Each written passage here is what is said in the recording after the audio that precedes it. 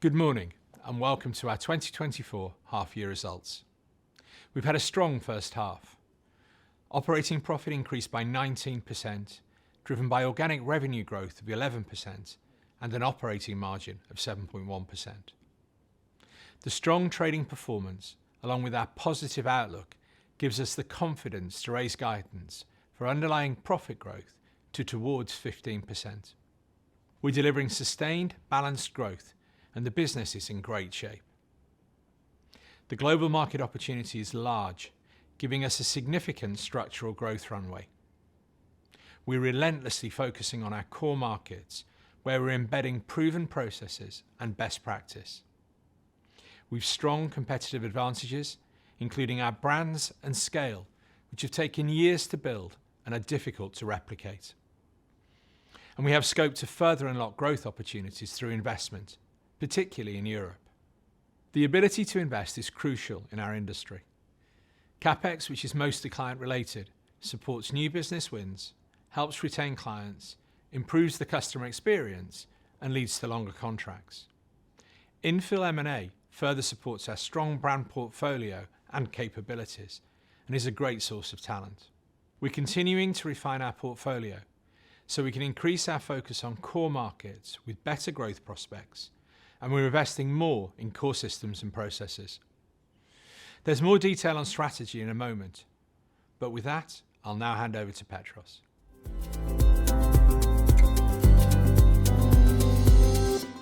Thank you, Dominic. Good morning, everyone. First, looking at the components of revenue growth. Pricing trended around 5%, similar to the current blended rate of inflation we're currently seeing.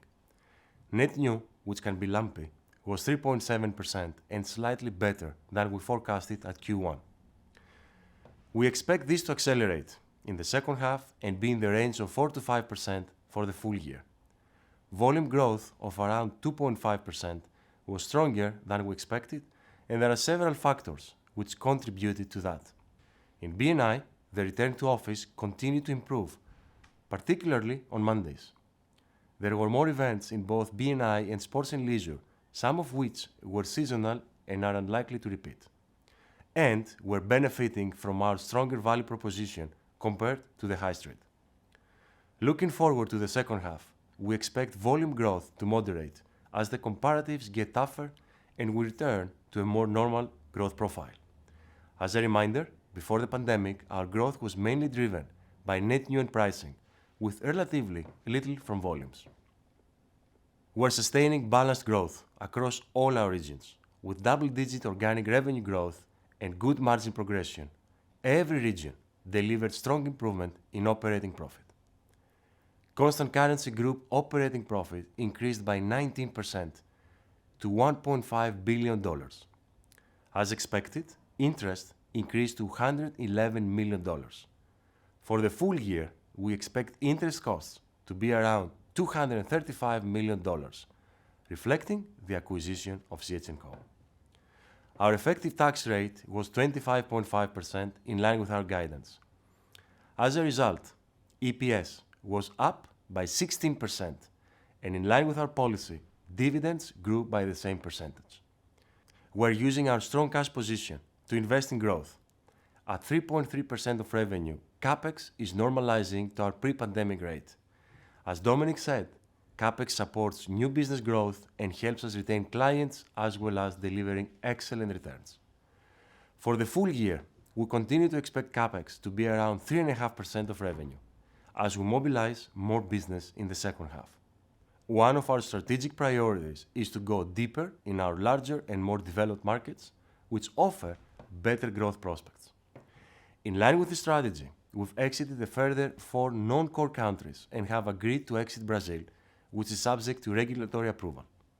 We're also investing in our brand portfolio and flexible operating models. Net M&A expenditure was $373 million, mainly related to Hofmanns in Germany. Note, this doesn't include CH&CO as it completed in April. The impact this year from acquisitions and disposals, including Brazil, is immaterial.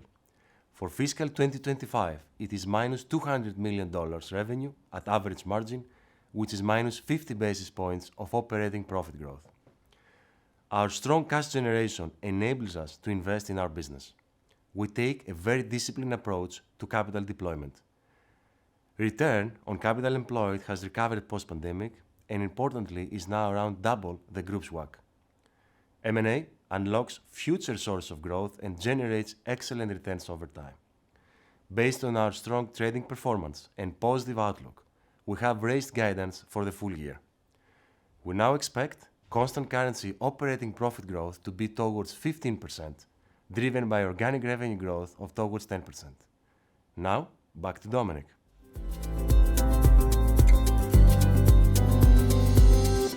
Thanks, Petros. We've three strategic priorities to sustain growth. First, we're focusing relentlessly on our core markets and sectors.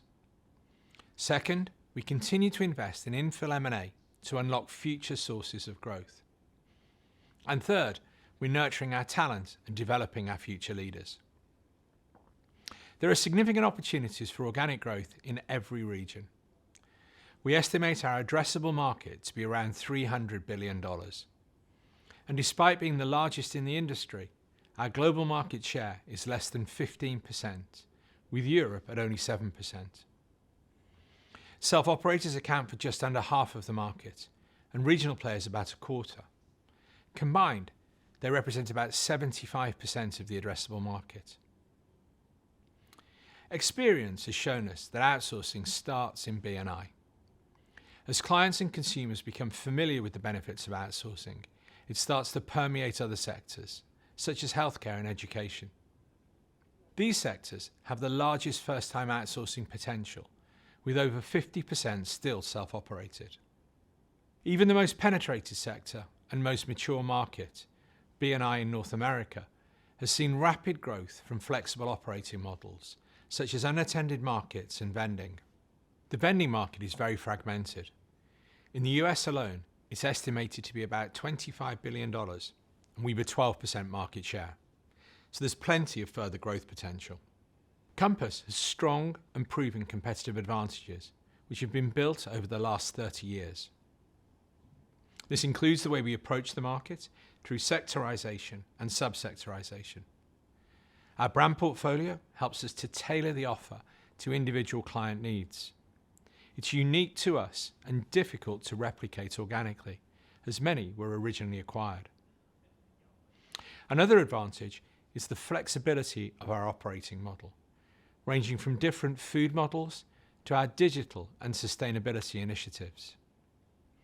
Our thought leadership and solutions in these areas are often cited by clients as one of the reasons they choose to outsource to Compass. Foodbuy, our group procurement organisation, provides significant leverage when it comes to purchasing. Over the last 20 years, we've been growing our purchasing scale and investing in systems and data to give us the best cost advantage and compliance levels. Learning from our success in the US, we've been scaling our procurement blueprint in Canada, the UK, and Australia. We'll be talking more about Foodbuy at our deep dive for investors and analysts in September. And finally, our sales and retention and MAP frameworks, which have been in place for decades. MAP gives us insight into the operations of individual units, sectors, and countries, and supports execution. These processes underpin our strong performance culture across what is a relatively decentralized business. Our competitive advantages are most developed in North America. M&A created the platform for growth with a portfolio of specialist, client-facing brands bought as infill acquisitions in the late 1990s and 2000s. They helped differentiate our offer across the market, enabling our subsectors to grow by 130% on average over the past 10 years. We can also use multiple brands at the same site, giving clients an even more tailored offer and leading to higher customer satisfaction rates. This helps us win new business and grow revenue with existing clients. Consistent execution and communication of best practice is particularly important given the nature of our decentralized business. Whether that's through productivity insights, pricing support, purchasing excellence, or sales processes and forums, our regions are now even more connected than ever. This is resulting in more balanced growth. During the 2010s, North America was the main driver of the group's performance, helped by investment in CapEx and M&A. As we invest and replicate Compass best practice elsewhere, we're now benefiting from sustained higher growth in all regions. M&A further helps us unlock growth, and our approach is straightforward as we replicate our North America blueprint elsewhere. We like high-quality businesses that have unique capabilities or reach, with strong brands, strong management teams, and a great culture. We retain what has made them special, and we drive benefit from procurement and back-office synergies, as well as providing access to best practice to accelerate their growth. And we have a proven track record of success. In North America, we've grown revenue for 8 of our largest brands from $3 billion when they were acquired to $18 billion today, at an average CAGR of 11%. By using this successful blueprint elsewhere, we're adding further sector and subsector expertise and increasing flexibility in our operating model. Recent examples include CH&Co in the UK and Hoffmanns in Germany.